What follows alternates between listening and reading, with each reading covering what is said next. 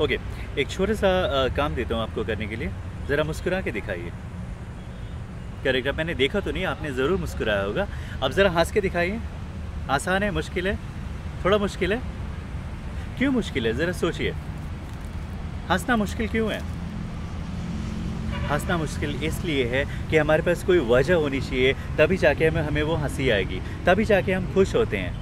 तो हम हमेशा वो वजह ढूँढने लगते हैं इधर-उधर। अगर वजह नहीं होती है, तो how do we go about being in a state of laughter और smile, feel good about our own self? नहीं होता, वो सारा कुछ नहीं हो पाता, क्योंकि कारण ही नहीं है। अब बिना बात के कोई कैसे हँसेगा?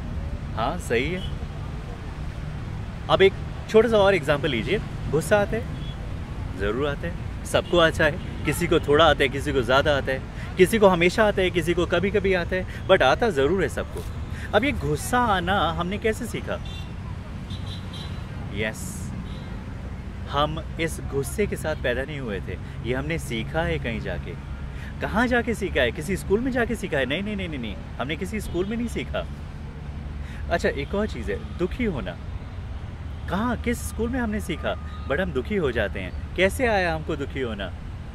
ये भी हमने सीखा, हमें पता भी नहीं है कि हम दुखी कैसे होना चाहिए और दुखी कैसे होते हैं। इसका कोई स्टडी नहीं किया, कोई मैनुअल में नहीं देखा, कहीं पर लिखा नहीं था, किसी स्क्रिप्चर में नहीं लिखा हुआ, लेकिन हमने फिर भी सीखा और आज हम दुखी होते हैं, अफ़सोस करते हैं। ये सारा कुछ हमने कहीं न कहीं कैसे न कैसे करके सीखा है और हम सब ने सीखा है। ताज्जुब की बात तो ये है, न कोई मैनुअल है, न कुछ है, लेकिन सब ने फिर भी सीखा है। आज जो मैं बात करने जा रहा हूँ, आज मैं एक छोटी सी चीज़ की बात कर रहा हूँ कि क्या बिना किसी कारण के भी खुश रहा जा सकता है जीवन में?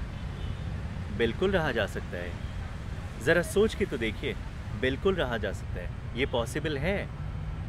ये खाली हमारी सोच है जो इसको पॉसिबल से इम्पॉसिबल कर देती है, या फिर कोई और मीन्स या मायने या कारण या वजह ढूँढने में लग जाती है और नहीं मिलता तो हम मायूस हो जाते हैं, उदास हो जाते हैं। उदास होने के और भी कई कारण होते हैं हमारे पास। कुछ कारण ये हो सकते हैं, आज मैंने ये काम किया, वो भी ठीक से नहीं हुआ। आज मैं इस इंटरव्यू के लिए गया था, वो इंटरव्यू भी मेरा अच्छा नहीं गया। ओके, दुखी हो गए। चलिए इसी एग्जाम्पल को पकड़ के चलते हैं कि आज मैं इंटरव्यू के लिए गया। 2 दिन पहले मेरे पास कॉल आया था और मैं कितना एक्साइटेड था, इंटरव्यू में जाऊंगा, ऐसा करूंगा, ये पोजीशन है, ये कंपनी मेरे को चाहिए ही चाहिए, इसी में मुझे होना चाहिए, यही डेजिग्नेशन मुझे चाहिए, आई एम श्योर कि मुझे सैलरी बहुत अच्छी मिलेगी। ये सारा कुछ मैंने सोचा, मैंने तैयारी की। कैसी तैयारी की? मैं पहन के क्या जाऊँगा। मैंने पेरेंट्स को बताया, सबको बताया कि ये जो मैं कॉल वेट कर रहा था वो कॉल आ गया है और कल मेरा इंटरव्यू है। मैंने सब कुछ किया, इंटरव्यू दिया और पास नहीं हुआ और मैं घर आ गया। जब मैं घर आया, सब लोगों ने पूछा कि क्या हुआ, क्या नहीं हुआ, और हम फिर उदास हो गए। अब मैं फिर उदास हो गया, पेरेंट्स उदास हो गए, सब लोग दुखी हो गए। और इत्तेफाक से उसी दिन मेरे पास एक और कंपनी का कॉल आ गया जहाँ मैं इंटरव्यू के लिए जाना चाहता था। अब आज शाम को कॉल आया, कल उस कंपनी में जाना है जहाँ मैं इंटरव्यू देना चाहता हूँ अगेन दोबारा से, और ये दूसरी अच्छी कंपनी है जहाँ मैं ज्वाइन करना चाहता हूँ। लेकिन प्रॉब्लम क्या आ गई? आज मेरा स्टेट ऑफ अफेयर्स क्या है, मेरी थिंकिंग क्या है, मेरा फीलिंग क्या है, मेरा इमोशनल स्टेट क्या है? I am not in the right condition, right emotional state, क्योंकि मैं दुखी हूँ, मैं उदास हूँ, क्योंकि एक जगह जहाँ मैं चाहता था वहाँ पर वैसा नहीं हुआ। अब उसके कारण मैं क्या तैयारी करूं कल के लिए? मेरा जो एनर्जी लेवल है, एंथुसियाज्म है, सब कुछ नीचे आ गया है। इस चीज़ को ऊपर ले जाना पड़ेगा ना। आज की डेट में इमीडिएटली क्या ये ऑन ऑफ बटन है कि इमीडिएटली ऊपर चला जाएगा? बहुत मुश्किल है, क्योंकि हम इतने नीचे चले जाते हैं उस डिप्रेशन में या डिसअपॉइंटमेंट में कि वहाँ से उठना और एटलीस्ट न्यूट्रल तक लाना ही मुश्किल हो जाता है। तो फिर कल मैं क्या इंटरव्यू दूंगा? बस ज़रा सोचिए। जो हो गया हम उसका कुछ कर नहीं सकते। हमें करना क्या है कि मुझे उससे क्या सीख मिली। वो मेरे इंटरव्यू में होना या ना होना, ये खाली मेरे हाथ में नहीं है। बहुत सारे वेरिएबल्स होते हैं दोस्तों, जिनके कारण ये होता है या नहीं होता। सो इट्स ओके, एक्सेप्ट कर लीजिए कि एक और फेलियर मिल गया, और ये फेलियर नहीं है आपका, ये खाली एक आपका फीडबैक है जो आपको मिला है। ले लीजिए, कोई प्रॉब्लम नहीं। अब फीडबैक मैंने ले लिया। अब जब मैंने फीडबैक ले लिया तो मैंने एक्सेप्ट किया, स्वीकार किया और अपने ऊपर रिस्पॉन्सिबिलिटी ले ली कि हाँ चलिए ठीक है, मैं नेक्स्ट टाइम और लगन से मेहनत करूँगा, काम करूँगा, वो करना है, मैं तैयारी करूँगा, उस तैयारी के साथ जाऊँगा, ताकि मेरा हो जाए। लेकिन अगेन मेरे दोस्तों याद रखिए, ये ज़रूरी नहीं है कि हो जाए आपका अगली बार।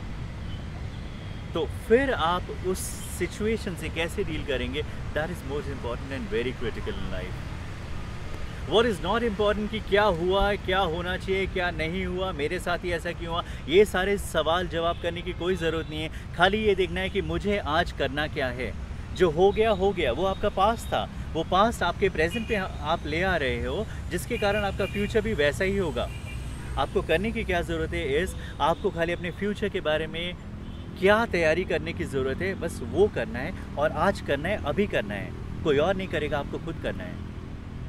लेकिन उस करने के पीछे कई सारी चीज़ें आती हैं, और सबसे पहली चीज़ आती है कि क्या आप वैसा सोचते हैं, मानते हैं कि आप अचीव कर सकते हैं। अगर नहीं मानते और सोचते हैं तो वो वाली थिंकिंग लाइए कि ये पॉसिबल है, मैं कर सकता हूँ। उन लोगों ने किया, मैं भी कर सकता हूँ। किसी और ने नहीं किया, फिर भी मैं कर सकता हूँ।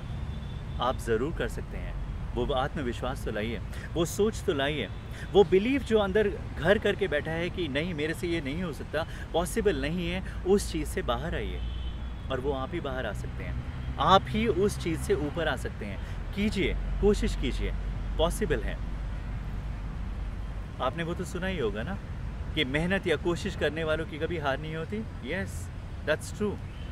तो जब आप सोचेंगे, पॉजिटिव सोचेंगे, एक माइंडसेट बना लेंगे कि मुझे वो करना ही करना है, ये टारगेट मुझे अचीव करना ही करना है, इस कंपनी में ज्वाइन करना ही करना है, तो पॉसिबल है कि इस बार अगर नहीं होता तो अगली बार हो जाए, अगली बार नहीं तो क्या पता दूसरी बार हो जाए, इस साल नहीं हो तो क्या पता 5 साल बाद हो, कोई फ़र्क नहीं पड़ता। ये एप्लीकेबल हर उस एग्जाम्पल पे है। एक छोटा सा एग्जाम्पल ये भी हो सकता है कि मैं सेल्समैन हूँ और मैं डोर टू डोर सेलिंग के लिए जाता हूँ, B2C।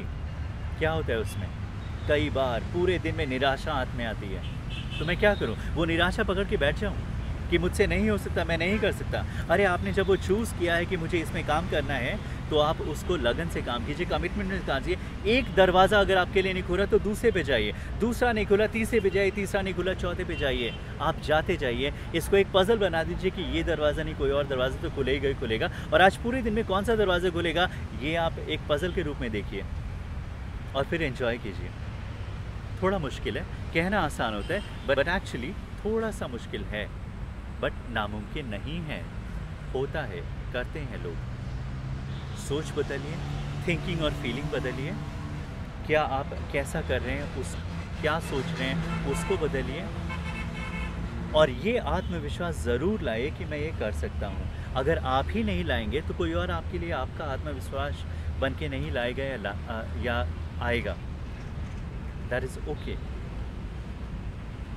तो जब तक हम अपने आप के बारे में कॉन्फिडेंट फील नहीं करेंगे, एक normal neutral state of mind में नहीं रहेंगे, एंथुसियास्टिक या खुश रहने की कोशिश नहीं करेंगे, तब तक हमें वो चीज़ नहीं मिलेगी। क्योंकि हमें चीज़ वो तब मिलती है जब हम वैसा बिहेव करते हैं, वैसा बर्ताव करते हैं, वैसा फील करते हैं, तब हमें वो चीज़ मिलती है। मात्र सोचने से हमें वो चीज़ नहीं मिलेगी।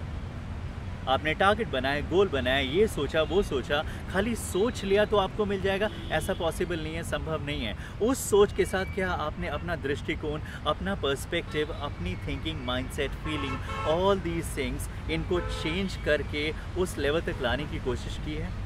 अगर की है तो डेफिनेटली आज नहीं तो कल आपको मिलेगा ही मिलेगा।